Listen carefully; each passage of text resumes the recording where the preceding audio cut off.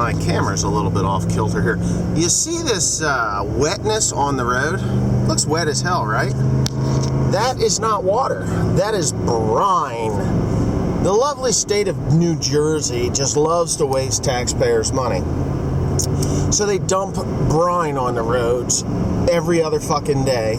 There is no snow in the forecast. It is not even supposed to be frozen enough to freeze, but they're dumping brine on the roads to rot our cars. Just rot them out.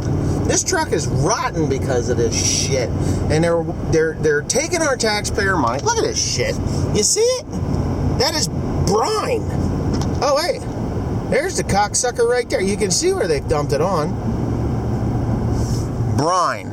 So they put brine on the roads for an anticipation of a snowstorm that isn't even going to happen, which kind of annoys the crap out of me because it isn't going to happen. We don't have snow in the forecast, but yet they're wasting our money on stuff that they're just, I don't know why. I really don't know why.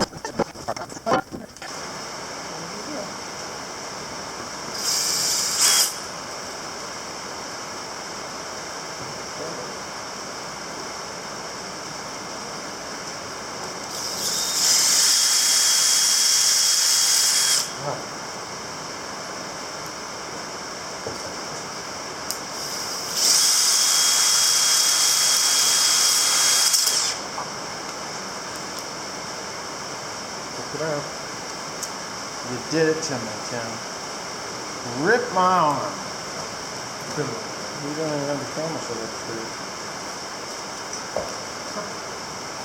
How did it get crooked? When you kicked it, maybe? No. Oh, for the love of jeepers. Okay, so I'm putting this thing in wrong the first go around. It wouldn't go in from the side. There just isn't enough room to actually force it down through the slot. I thought maybe I could pick it up higher and then drop it in, but that didn't seem to work either. So anyway, what we ended up doing was sliding it in a little at a time, putting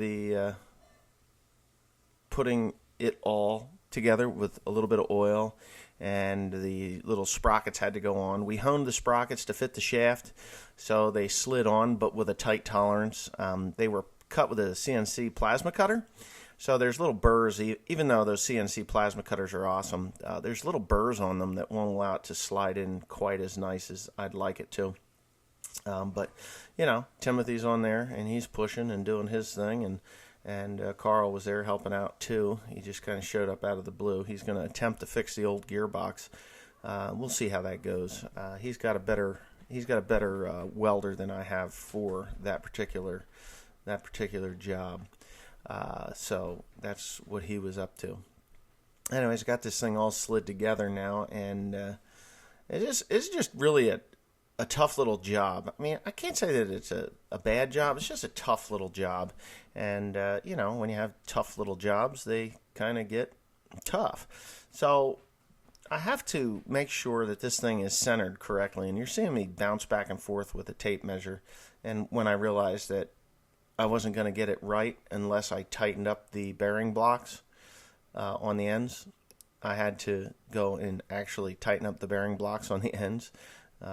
So there's that, and wow, did we miss something here? I don't know.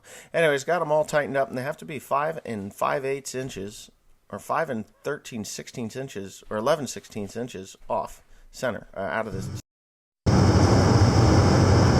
Okay, get you right in my face here. Behind me is a upgrade. They've got this pillow block there bearing. The problem is the pillow block bearing sits up higher than the poly bearing did. So what I have to do is I have to torch out the top of the mount for the poly bearing to this 3/4 inch piece of steel, and then weld this on top of those 2 pieces of flimsy ass metal that are there. So that's what I'm going to be doing right now, so just kind of bear with me here. I'm going to slice up one side and slice up the other side, then go over the top of it, and then I'll weld it all back together again, and you can watch that.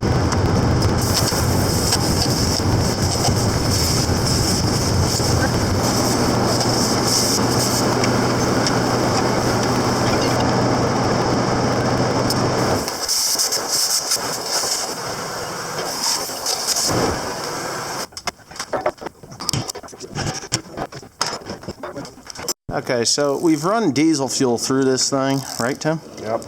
To get it to loosen up any of the crud that was in there. Now he's turning that using the bolt that's in the end of the shaft. Is that thing on? Yeah. Okay, so yeah, bit of a pain in the ass, but you can see some of this milky oil coming out of there. There was a small amount of oil in the bottom of it. Was that somebody coming in? Yeah. Oh.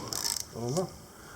Maybe it was water shooting. So anyways, there was a small amount of water in the bottom of it, and or oil in the bottom of it that was milky colored. This has a vent, so when it does warm up, it'll be okay. Okay, so here's what has to happen here. I need to get my button pushed. What we're doing is we're getting everything lined up, and I have to tack everything together, like the sprockets and stuff. So I don't know if that's what I'm doing right now or not. No, actually, I'm welding the base plate for the for that pillow block in the center. I have to tack that thing on, make sure everything's good. It's really a difficult place to be welding because of all the stuff that's in the way. So yeah, I had Timothy turn it for some reason, or maybe he was just turning it for the fun of it. I don't know. You know, when you're doing this kind of work, it's like, okay, I have to chop out a rusty chunk of shit that didn't work right from the factory. I have to I have to do the upgrade, you know, which is what I'm doing right now, is the upgrade. I have to get my sprockets timed correctly, which that's what you saw those pieces of wood for. And that didn't work out because Tim cut it about 1/2 inch too short. I don't know why he does shit like that, but that's what he did. So I just, I winged it, you know. The top of the boards that come out of the back of the manure spreader there, or the litter spreader, they are straight across, so I just put it at the top, dead center on the top, and that seemed to work out. And what I'm doing now is I'm just actually tacking them into place, and you'll see Timothy there. He is turning as I weld. I have to clean the nozzle every freaking time, and the welds turned out quite well. I mean, if you look how Timothy's turning them, he's actually turning them at a pretty decent speed. He didn't get out of whack with it.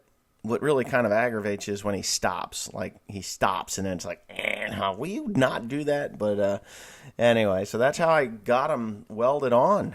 He turned them as I used. Okay, so I'm short on a couple of bolts for this pillow block in the center. I do have it perfect. I mean, it's really just sits on there, you know, enough that you can woggle it a little bit. So when I do get the when I get the bolts, I'm gonna have to go probably to Tractor Supply. Fasten now is open. They never moved? They never moved. It's still open. I'll go to Tractor Supply. Anyway, I'll probably go to Tractor Supply just because I know they're going to be open tomorrow. And Fastenal will not be open. So I'm a little disappointed in the parts that I got for this. And I'll show you why.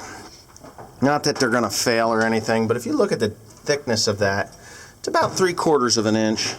But when you come over to the original one here, it's not 3/4 of an inch. It's approximately a full inch. It's a lot wider.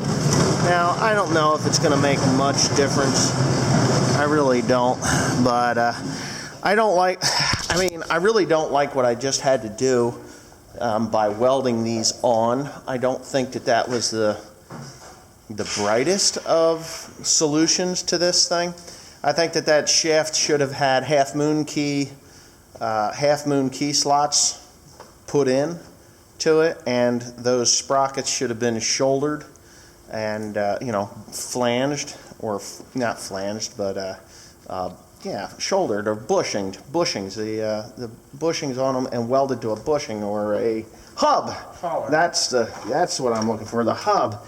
It should have had a keyed hub that these things were, welded fast to, and then you just slide them on, center them, and tighten up a set key or two, and bada bing, bada boom, you're done. And it'd be good. But of course, that's not the way they do this. So when you go to remove this shaft, if you have to remove the shaft, you either have to remove this entire system in here, up off the top, unbolt it, which can be done fairly easily, I guess. There's these bolts here, you run those bolts there, you take all the hydraulic lines off of it from there and on the other side, and then you can lift it away with, say, a skid steer or a gantry or something like that.